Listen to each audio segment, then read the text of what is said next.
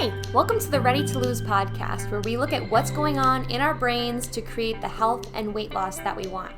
My name's Billy Blake, and I'm a certified life and weight loss coach determined to help women love themselves all the way to their goal. It's time to start losing weight in a way that actually feels like us and creating that healthy life that we love showing up for every single day. So tell me, are you ready to lose? Let's go. Hello, Ready Babes. Welcome back to the Ready to Lose podcast.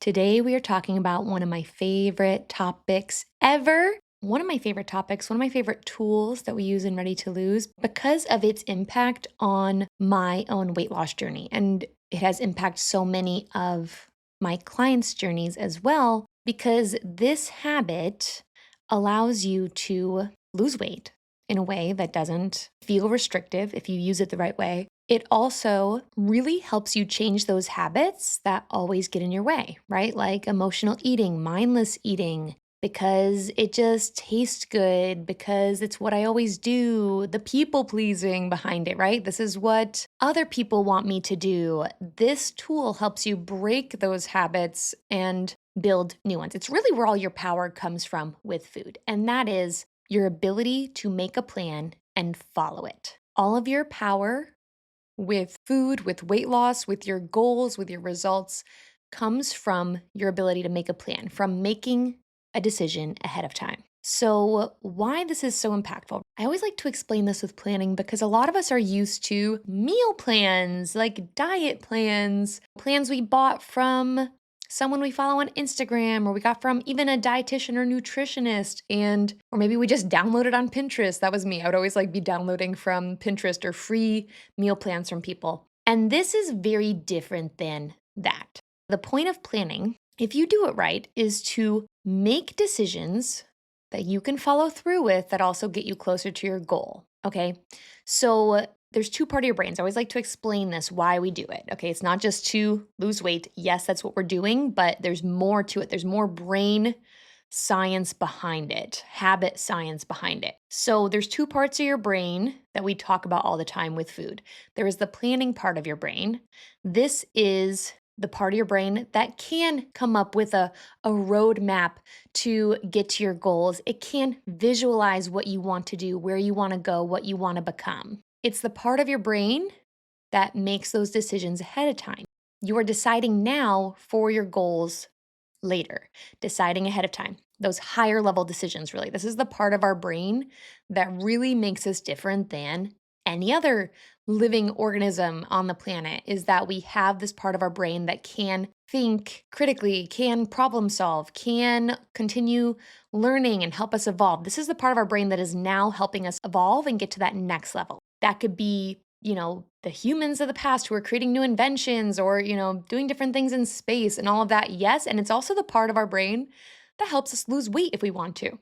We have that part of our brain. And then we have the second part, which is the habit part of your brain. This is the part of our brain that is geared for survival. And it is the section of the brain that did help us evolve and get to the point where we survived as a species. So this is that more primitive brain. It wants things that taste good, that feel safe, because those are all things that helped us survive, right? Like, I don't want to go out of the cave because that's danger. I'm going to stay safe in my cave at home. I'm looking for danger and how things might go wrong so I can keep myself in a safe spot. I am eating food when it is there so that I have energy to keep going. I am even things like reproducing. I am doing that so the species continues. It's all the impulsive, in the moment decisions that really follow this motivational triad. Have you ever heard of this? The motivational triad for humans is seek pleasure, or that instant gratification, avoid pain, which helps us stay safe, and conserve energy, which is minimizing effort.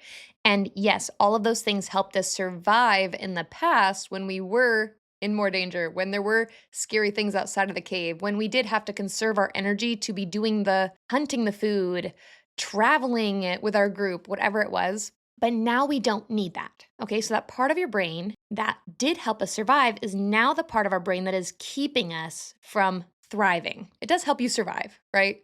When you are in survival mode, a lot of us say that when we're feeling stressed. I have definitely been in survival mode a few times over the past couple years. And it makes sense that those are the directions that I tend to go, right? I want to go in. I want to be choosing the easier food. I want to keep eating even though I'm not hungry anymore. There's a reason for that. That part of our brain helped us to survive, which got us here now. But now it is the part of our brain that's holding us back. So all that to say, when you don't plan, that part of your brain is going to be making the decisions in the moment. So to recap that, I know I just gave you a lot. Planning is loudest when we're thinking ahead, that planning part of your brain. It is able to guide us, direct us, overcome obstacles that might get in the way when we're thinking ahead. But when we're just in the moment, when we're leaving decisions up to the moment, see how we feel. I don't know what's going to be happening later. When you do stuff like that, which we're going to dive into more in a second, all of those reasons why planning feels hard. But when we avoid planning, we're leaving those decisions up to that habit brain. That is the loudest part when we're deciding in the moment. It's very impulsive. That is why you can want weight loss so bad and still overeat. Planning gives you that power back. So here's though why you might not want to make a plan. Okay, these are the reasons I tend to hear most often. I hear them all the time. And so I do want to preface before we get into these, this is not me shaming you, judging you for having these. I actually want you to realize these are so very common. So there's nothing wrong that these are coming up for you, but we want to understand them and stop listening to them, okay? I heard this phrase recently about, thought work, mindset work, and it was, don't beat yourself up for something you innocently believed. Okay, and so many of us are thinking these things and innocently believing it. Like, yes, that must be true.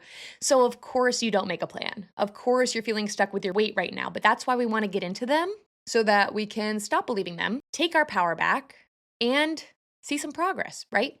So here's some reasons why you might not want to plan. Let's break them down. Sometimes we have the thought, I do better when I don't have a plan. The amount of times I have heard this from people, I actually do better when I don't have a plan. I love you, and I have to tell you this with all the love in my heart that is absolutely not true. I've been there with that objection myself, okay? But it is just not true. What is probably true is that you feel better when you don't plan. You feel better because you don't see yourself failing or eating chocolate or eating extra food at dinner or ordering another drink. You don't see that stuff because you didn't make a plan ahead of time. When we don't write things down or make a decision, then these things can keep happening mindlessly. You don't see them, and that feels better temporarily. But then you also don't change, which feels worse long term. So again, I have to break that one down. It's not that you actually are doing better. And sometimes you might feel motivated. That's not to say it never happens. Like sometimes you might have a motivated day where you're making healthy choices all day. Okay.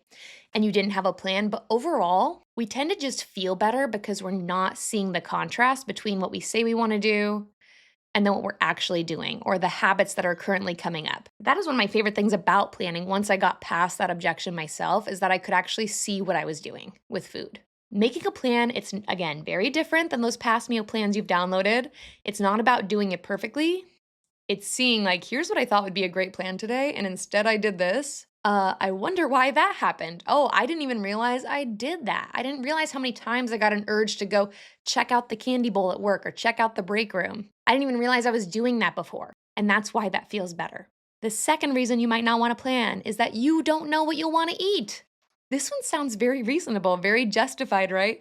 Well, I don't know what I'm going to want. How can I decide a whole day in advance when I have no idea what I'm going to want to do? Okay, so even just that phrase though, what you'll want to do, that is deciding with the habit brain again, which we do not want to trust. We do not want to trust the part of your brain that wants to never go to the gym, never never go out for a walk, never make a meal, and definitely not eat a vegetable. It wants to eat what tastes best, avoid that discomfort, avoid anything new or scary, okay? That is probably what you're going to want in the moment. But we don't want to keep making decisions from that place. So I always like to challenge this one too, because you know more than you think. The truth is, most of us humans are not so spontaneous and random. You are not spontaneously grabbing different food every meal of every day. I used to think that's what I needed from meal plans. I was like, I just need more variety. I get too bored. That wasn't it. That was not it. Because if I really look at my meals, I was eating a lot of the same things each day. When it came to a meal plan, now all of a sudden I was trying to change all of those at once. That kind of sucked. That did feel really hard. But for the most part, we're not so spontaneous, random. We actually, a lot of us eat the same kind of meals every day, and you could just plan them. I will say that's like a bonus objection that comes up with this one is that the things that I'll want to eat shouldn't be on my meal plan. And that is, again, old diet thinking that we don't really want to lean on. It's a really common objection. And guess what? Like, it sounds so good. Like, well, I can't put chocolate on my plan if I want to lose weight. I'm trying to lose weight, right? Of course. But you know what your brain really gets when you say that and then you don't write a plan? You eat chocolate anyway.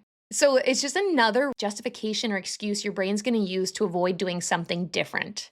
And planning some chocolate is probably so different than how you're eating chocolate right now. I was just talking to a client about this. She's like, I've been having chocolate each day still because she usually likes a sweet treat at night. And that used to send her spiraling out of control. A little bit of chocolate turned into more chocolate, turned into more, turned into more, or turned into some cake. She really loves tuxedo cake. So she would like dive into cake if she had that or had it in her freezer. She's instead been having some chocolate at night. We've actually gotten to the point where she's now doing it every other night, leveling that up. She's like, yeah, I just have a piece and I'm done. So different than what she was doing before. But for a while, planning felt so hard because I can't put chocolate on the plan if I want to lose weight. You're not going to put chocolate on there like you've been currently eating chocolate. You get to now decide how you're going to eat chocolate. It's going to look different. That's that one. I don't know what I'll want to eat. Not true. You're not that random. You're not that spontaneous. You have a pretty good idea of what you're going to want to eat. And you can use that to make a good plan. The next one, my plans are always changing. Okay, again, we're going to take our power back. If your plan sometimes changes, if your plans change, you do different things depending on what comes up during the day. Again, you probably have an idea of what that could look like. Plan for how your day might change or decide that it's not going to. You know more than you think you do. There are a lot of variables here, and this is a lot of the stuff that we get into in a coaching call is what will this look like for you? But let's say you do sometimes get invited to go out for lunch with your coworkers and you want to say yes because you want to hang out with them. You want to be social. If that's possible, you don't know. It's the start of the day. It's a random Tuesday. You're like, sometimes we do that at lunch. What if we do that today? Plan the food you brought or whatever you were going to do at lunch. If we don't go out, here's what I'm going to do. If we get invited to go out, or if I get invited to go out, here's what I'll do. You could literally put two different options on your plan. That is allowed. Again, this is not old meal planning. This is way better. This is ready to lose meal planning. So you can put that option on your plan. And again, you and your coworkers are not that spontaneous and random. Based on your location and how long your lunch break is, or even like a happy hour after work, you probably have an idea of where you guys will go. You could either put different options for that, or you could plan something like, I'm going to choose the healthiest option that's there. I'm going to get a salad. I am going to get something with protein. You could write something like that on your plan and have that backup. If I don't get invited out, okay, I'm just going to stick with what I already had planned. If I do get invited out, here's what I want to do. You have more power than you think. When we think, I can't make a plan because sometimes the plans change, well, of course we don't write anything down, right? We just give up all the power we might have. This next one comes up so much. It is planning takes too much time or I don't have time. You are taking time to decide what you're eating anyway. You are not going through the day never thinking about food. Okay, if you don't have a plan, you have to then make a decision. What am I doing for lunch? What am I doing for dinner? What am I doing to get that late night sweet treat, whatever it is?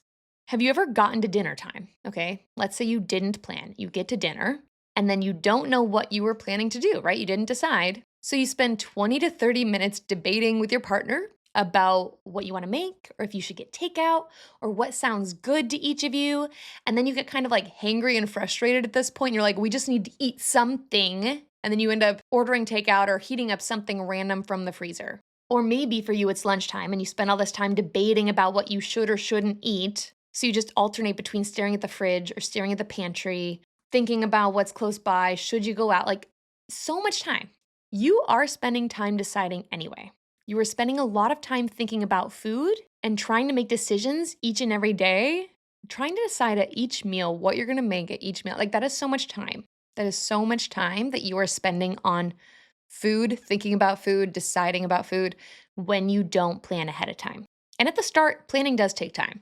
If you really have no idea how it's gonna go, you might take 10, 15 minutes to think about it. But again, I have to correct you on this. You're not really saving time later or saving time in your day by not planning. You're just saving that time now and then costing you more time later, usually. The next objection is I don't know what to put on the plan. We kind of covered this one a little bit already, but this thought, I don't know, okay? I don't know. That is blocking you because all you have to do is just guess. That is how you learn what to put on the plan.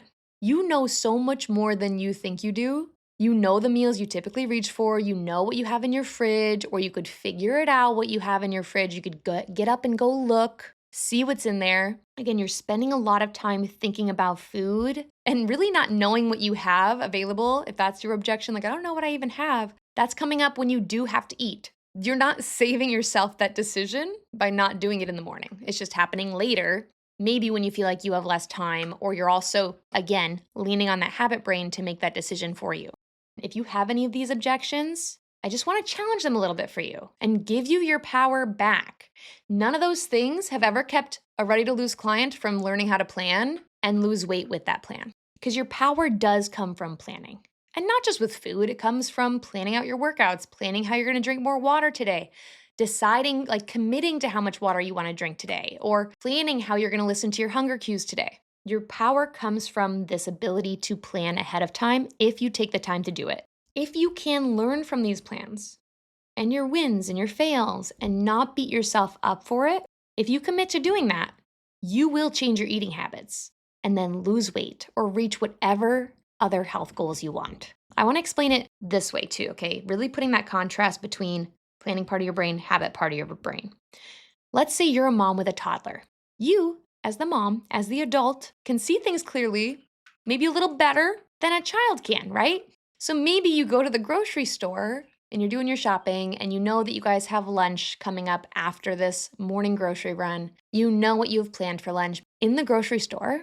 And during that checkout time, in the checkout line, your toddler wants a candy bar because they always put those right at kid eye level, don't they? So they see the candy bar, they want it, they start asking for it. And you say no, not because you hate them and you want them to feel so restricted. You just know, hey, we have a better nutritious meal on the way. Maybe we're even getting ice cream later. Like, you don't need candy right now. You're going to be okay. But they start having a tantrum. They start throwing themselves on the ground and you stick with it. You say no. You are the adult. You can see that, of course, they're having a tantrum. They want it so bad. And also that that's not the best decision for them. That is what it's like using the planning part of your brain versus relying on that habit brain. There's a reason why I always refer to the habit brain as the toddler brain. It just wants what it wants in the moment. That doesn't mean it's the best choice. This is why a lot of people who try to rely on intuitive eating, that's why I don't just teach intuitive eating, because I'm sure you can relate to this. This is how I used to feel. I'm like, well, if I just go for what I want when I want it, I will eat ice cream all the time, right? And I might have at the start. But actually, maybe I could just plan to have ice cream on purpose, and I can plan to have healthy meals on purpose and do the work of being my own parent and talking myself through those moments, letting it be uncomfortable because I already thought about what I really want to do, what I really wanted today. You do not want a toddler making every decision during the day. They will choose candy. They will choose to run around with no clothes on. They will choose to never take a bath again, maybe, depending on your kid. All things that sound good to them in the moment, but they aren't the best choices. And I think back, this is kind of like a different take on this too, but some of my work used to be I used to work with kids, right, as an occupational therapist. And I remember this one kid who was so capable of doing so many things. And the problem was, and this wasn't just him, this wasn't just his parents, this happens a lot. And I totally get it too. This is not a parenting critique, because I do think you have to pick and choose your battles sometimes. But there were so many things that they wanted me to work on with him in OT. And I was like, he can do all those things. But like, if you make him tie his shoes, he will tie his shoes. He knows how. He has the skills. He can do it. But he is never going to want to tie his shoes. That is your job as the parent, to put that request on him and stop doing it for him. Stop giving into the tantrum, if that's the case. And also, nowadays, you don't really need to tie your shoes, okay? You can get Velcro shoes, but again, or whether it's put on their shoes, whatever it is, but he was never going to want to do that. At least not right now. Not when it was still feeling hard, not when he was so used to not doing it. And so when you're making a plan for yourself, of course, your habit brain is not going to want to do it in the moment. You are going to plan ice cream for later in the day, and your brain's still going to have a tantrum about not going to the break room right after lunch. But even though that sounds good, going to the break room sounds good, raiding the candy bowl sounds good, that all sounds good in the moment, but it doesn't mean it's the best choice. So take your power back, make a plan for yourself today. I hope this connected with you a little bit and helped you talk yourself through some of those moments. Because again, these are all the objections that always come up. These are the thoughts that we mistakenly believe that we make it mean we can't write a plan. And that's just not true. You have so much more power than you think. And I hope you're feeling that after today's episode. If you want to learn how to do this for yourself each day, make decisions around food, level up those plans so that you can lose weight, this is the stuff we do inside coaching. So sign up for a free session with the link in the show notes. And until next week, remember, you've totally got this. If you didn't write your plan today, this is your sign. I don't care if it's 5 p.m. after this episode, after we get off right now, after the outro plays out, write down a plan, put it in your notes app on your phone, whatever it is, decide for the rest of the day what you're going to do. Take your power back. And I will talk to you next week. Bye. Thank you for taking time today to listen in. If this helped you at all, be sure to share it with a friend so she can stop feeling stuck and start creating the health and self-love she deserves. Or post it to social media and tag me so I can personally thank you for helping me get the message out. I am so excited to be on this journey with you. Keep showing up for you. You'll get there. Talk to you soon.